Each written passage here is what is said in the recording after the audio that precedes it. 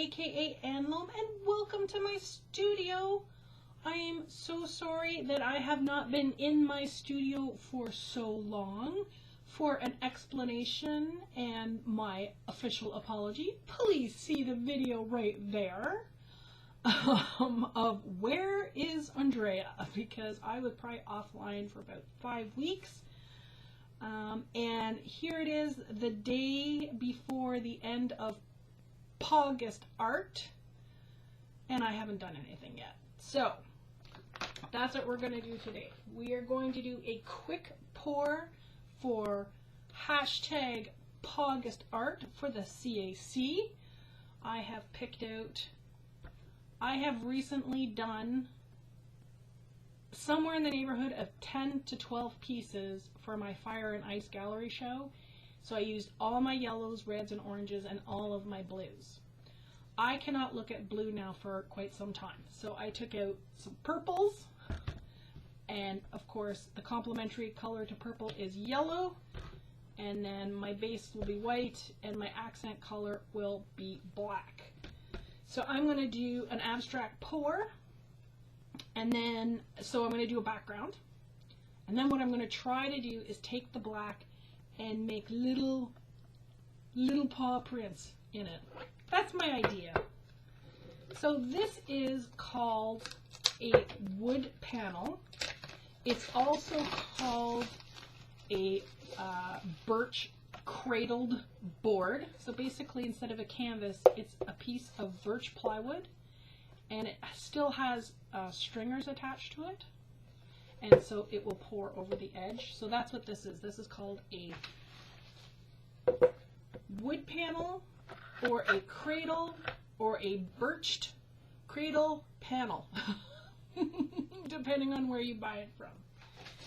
I don't remember where I got this one from, but it has a 3/4 inch profile on the edge, and it is an 8 by 10. And yeah, here it is. So it's a 4mm birch surface solid pine cradle. So this one has pine on the back and then birch plywood on the top. It's already been sanded, and you can either gesso it or not gesso it. I'm not going to gesso it because I'm lazy and I'm running out of time. I'm always running out of time. Everything I do is always, oh my god, I'm running out of time. Alright, so the first thing I'm going to do is elevate this a little bit so that it can pour off the edges. So the paint can pour off the edges. I'm just trying to decide in my brain if this should also be my real-time tutorial. I've had some questions lately about how I make my paints and how I do my process, and I have promised that I would do a real-time tutorial. Maybe this one will be that. So this will be the real-time tutorial because it's a small piece. Okay, so this is a offset spatula. This particular one is from Liquitex. It's made for mixed media and painting, but you can use a dollar store one. I like it just to smooth down. I usually put down white and I smooth it and let it pour over the edges, and then it gives something for the other paint to move around on. And then it also ensures that there's some liquid over the edges, and that helps pull the other paint over the edges. Okay, I'm gonna put a goodly amount of white down. I don't normally put this much down. However, the wood is unfinished and it's gonna absorb some. So this is a lot more paint than I normally put down. But what I wanna do is kind of ice the cradle. I just want to make sure there's paint everywhere and that it's pouring over the edges. You probably can't see this, but there's, because I shake my paint to mix it and make sure that it's well mixed, I got bubbles in my paint, which can take away from the work that you're doing, but sometimes I find it adds texture. But what I do is I use my heat gun to pop the bubbles, not to dry the paint, only to pop the surface bubbles. So the next big thing is to choose your color palette. So mine is going to be the purple and the yellow. because I've put white down, there will be white in the background as well. But I'm not worried about it because I'm going to do my paws in black. If I don't want any white to show, and I want black to show in the final product, I'll use black as the base coat that the paint moves on. If I want neither black or white, what I'll do is I'll take the majority color that I'm going to be using, and I will use that as my base coat to move stuff around on, which can be a little bit pricey, but there was a piece I did recently and I wanted no white and no black in it, so I ended up using yellow as the base coat, and that's great. It all depends on what you want, and that's how I decide. I know there'll be white that ends up in the final product of this one in the background. So here we go. I start usually with pools of color. They don't have to be in any particular order. They don't have to be in any particular spot. There's nothing that has to be anything. And then I start adding the colors.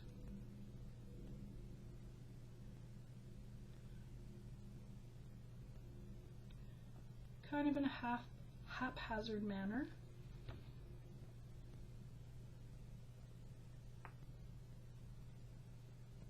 I try to make sure that each color gets a pool of its own color and then maybe gets added to another one of the pools. So I want to make sure each one of these purple ones gets at least one of the other colors. Then I'll go add it to a yellow and add it to one of these. And I just try to make sure that the colors are evenly spread around. Is that the same as that? Let's find out, but no, it's a few shades lighter. All right.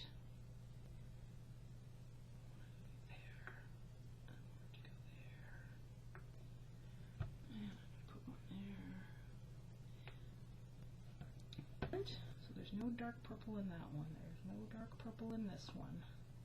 There's no dark purple in this one. There's no dark purple in this one. So then I just go around and start adding a little bit more color. And in some of my pours, you will see that I don't do circles. I'll just throw the paint on. We'll do a real-time tutorial for that soon as well. But this is the way I started out. This was the original way that I started doing paint pours. So I'm just going to make sure there's some, there's a yellow in there. Alright. And the last little bit of, is there a light purple there, a little bit there. Cool. Here we go. This will be my initial pour. So, as you can see on this edge here, there's already paint. I don't even know if you can see that. Paint has already started dripping over the side.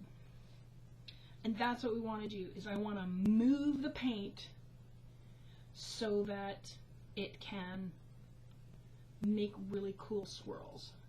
Alright, so the reason why I have it elevated is so that the paint can drip over the side. I'm going to take it and we're just going to start moving the paint around. And my objective with this is to get rid of as much white as possible. So you can see how the color is moving all over the place. And then I put it down and I spend a lot of time wiping my hands. So I like this. I'm going to use the heat gun to get rid of the bubbles.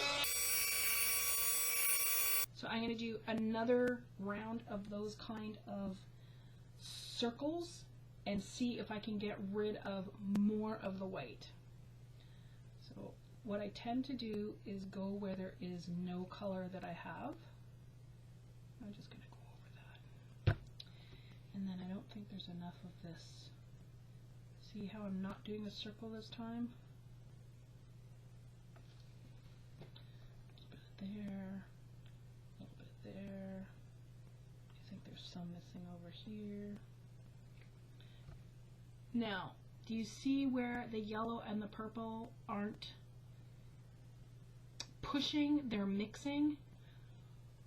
One of these paints is a craft paint, and the other one is a Liquitex paint, and the viscosity wasn't equal.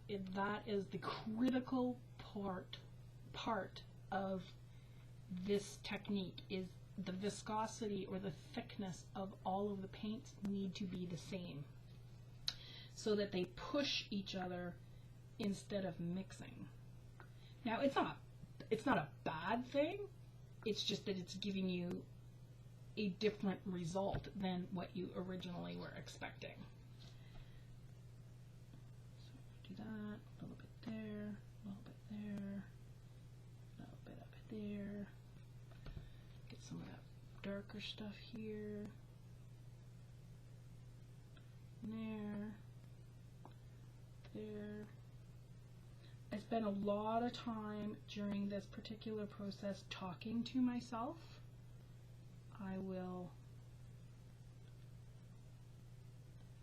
just spend time saying, oh, that needs red, that needs blue, that needs purple, that needs whatever. And it's part of my process, how I deal with color and movement.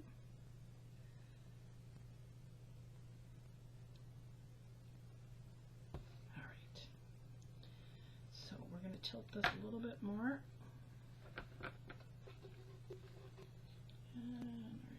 And it moves quick, especially on this wood surface because it's so slick and I put down so much white at the beginning.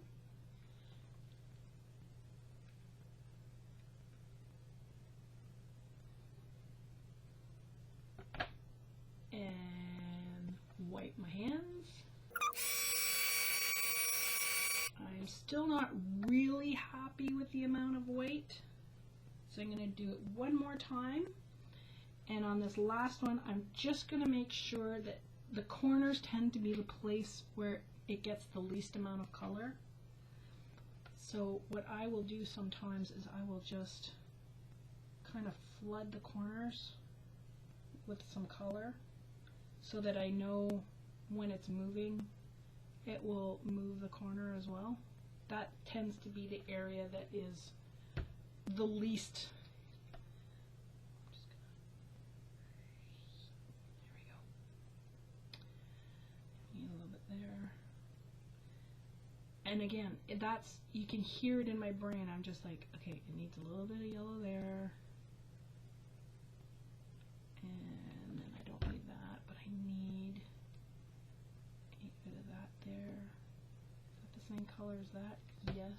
So that means I need this one, and that needs a little bit there. And is it the same color as that? It is, so that means it needs a little bit of this, and that needs a little bit of this. And I'm going to just start another puddle here. So one of the reasons why the majority of my fluid acrylic pours are in fast forward is because I spend a lot of time just talking to myself, talking about color combinations, movement, that's going over there, this is going over here, and I kind of thought that would be boring and nobody would really want to hear that, but the comments that I'm getting from some of the people that follow me on YouTube are, no, we want to know what you're saying and what you're thinking so that we can figure out what you're doing so we can replicate it. So this is pretty much what I do. I just, in this style, I have different styles now. I've actually developed a couple of other styles and I'll do a real-time video for each of them. see, this needs yellow over here. And then I look around. So I have this yellow in my hand, and I look around, I say, where is there none of this yellow? Well, there's none of that yellow right there. And then there's an extra drop, but I don't worry about it. It gives it texture. And then I'll say, okay, this deep purple, where is there no deep purple? Oh, there needs to be some right there. And maybe there. And there has no deep purple. And this might need a little bit here. And that's pretty much, that's my process. I just like, where is this color missing? And then there comes a point where I say, you know what? I'm good. I'm done. I'm done. And sometimes I just feel it needs to go over the side. And I think that's good. Okay, we're going to do another shaky shake. And I do shake, especially on larger canvases where the paint isn't moving as much. I will have to shake it more. And this one, because it's moving so well, I just have to make sure that I don't create any really super kind of ugly spots. I don't want the spots to be too big or too small.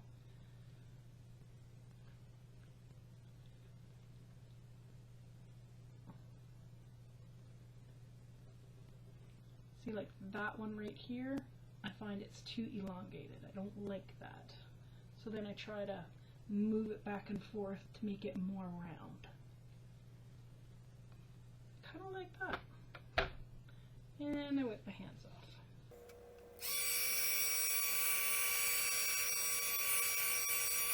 Now, I'm happy with this configuration.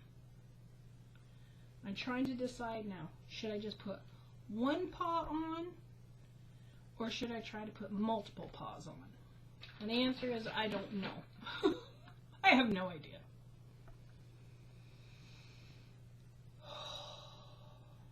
All right.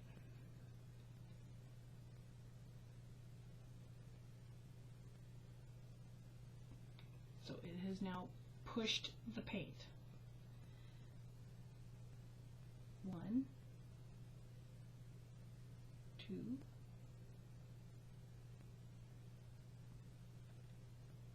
3, 4. There's a paw. I'm going to do another one right here.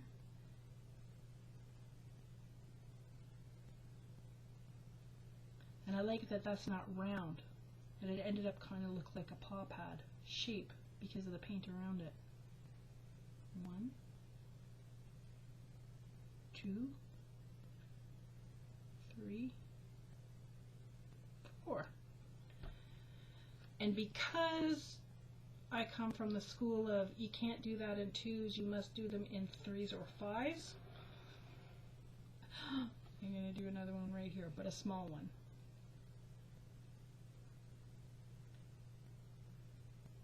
All right. 1, 2, 3, 4. Okay, now I can't move it because if I move it, my paw prints will move as well. Now you have to be careful because you don't want to push the paint. So you want to heat gun these ones up a little higher. So there we go. I have completed a piece for August art. I'm going to call it Paws Across My Heart. And I've also done my first real-time tutorial for, see, I'm noticing there's a spot over here that has no paint on the side. So what I do is I identify those spots and then I just squish a little bit of paint there to make it fall. Let me see if there's any other ones. I think that was an anomaly. Let's turn this around. Whoop, a little bit over here. Let's not use any more yellow. We're going to use a little bit of purple. And what I do is I try to push up, and then when it falls, it pulls the paint behind it so the paint pattern continues down. This just needs a break in the yellow. Just going to put a little drop there. So there's paint all around the edge. I have my paw design. I love it. I hope that you like it too. If you like this video and real-time tutorial, please give it a thumbs up and subscribe right here so you can follow me on my artful journey. Please put questions and comments down in the dibbly-doo, color schemes that you'd like to see me do, maybe some other patterns that you'd like to see me do, anything that you can think of, ideas for real-time tutorials. I'm not really sure what you guys are willing to sit through because my fast-forwarded ones are usually somewhere between 6 to 10 minutes, and a real-time one is obviously about 30 minutes. So let me know what you want to see, and I'll do it. I'll see you later. It's always great when you're here. Bye!